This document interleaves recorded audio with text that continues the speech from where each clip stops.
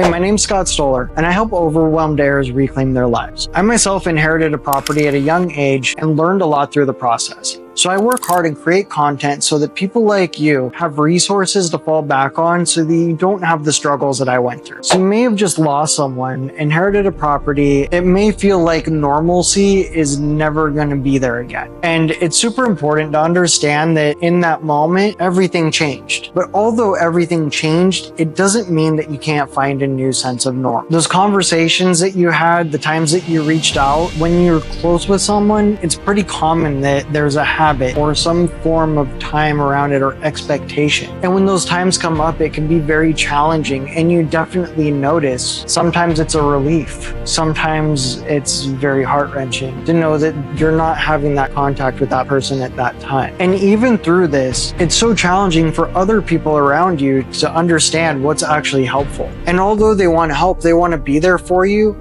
that misunderstanding of what to do or not sure of how to help can actually make them feel a little bit more distance from you, which could make you feel pretty isolated, to put it blankly. And for some people, that isolation feels great, but even for the people that it feels great, it can be a challenge when you've just gone through the loss. So one of the best things to do is to remember different activities that you love doing with that person that you just lost. I know when I lost my grandparents, one of the things that helped soothe me and relax me with my grieving process was to take up gardening. The reason for this is that when I was a really little kid, I have countless memories of being in my grandma's backyard, and she would be gardening, planting some flowers. I would somehow find a way to sneak around, grab a hose, turn it on, and playfully squirt her with it. And thankfully, my grandma was pretty cool, and she'd laugh and play along and have fun with me. But just having those memories in those times and finding a new hobby for myself when I was a kid, gardening wasn't that fun. So that's why I tried picking up the hose and trying to rouse grandma and get her to give me some attention when I was a young guy. But then as a young adult, after I lost her, that memory helped me feel like there was a connection there still. And then that activity made me feel like I was in communion with that person that I loved that I lost. It's pretty common that a lot of things that you really love to do, you just don't feel like doing them anymore. And it's completely normal.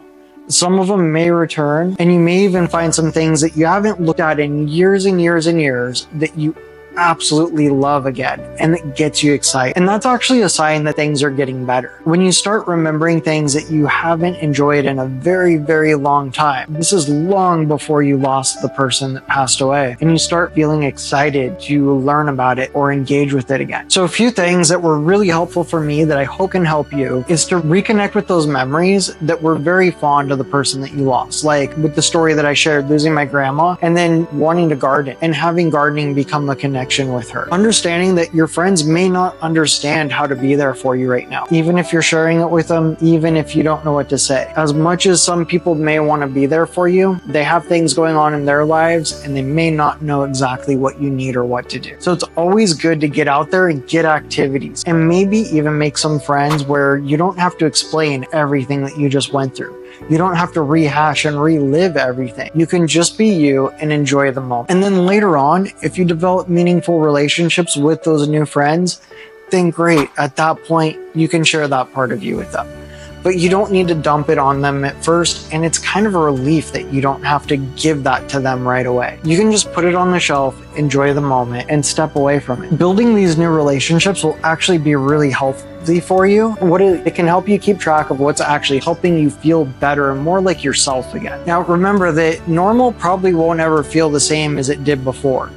But it's up to you to create a new normal and to explore that new normal. And the thing that's so scary about that is that the new normal can be very unknown. And that willingness to explore the unfamiliar can hold tremendous amounts of growth for you. It doesn't mean that you need to jump out and find a bunch of things to do right now. You can either jump into it, look for something that really interests you, like see if there's a local club nearby, see if there's an activity that reminds you of your loved one that you can go do on your own or with another friend. You can also start with baby steps. Like for me, when I lost my grandma, I had to do baby steps. So starting with the gardening was the baby step that worked for me. And the last thing that I'd like you to do with this is to take the reins of it. What I mean by that is don't wait for your friends that you already have or your family members to suggest things that you do. You may have your family members who have a tradition of meeting for dinner every Sunday night, and that may actually start to frustrate you. You may have friends that want to do something that you're not comfortable with at that time because of something that you're dealing with in processing in the grieving process, and that's totally fine. So the way that you can still get out there, do things,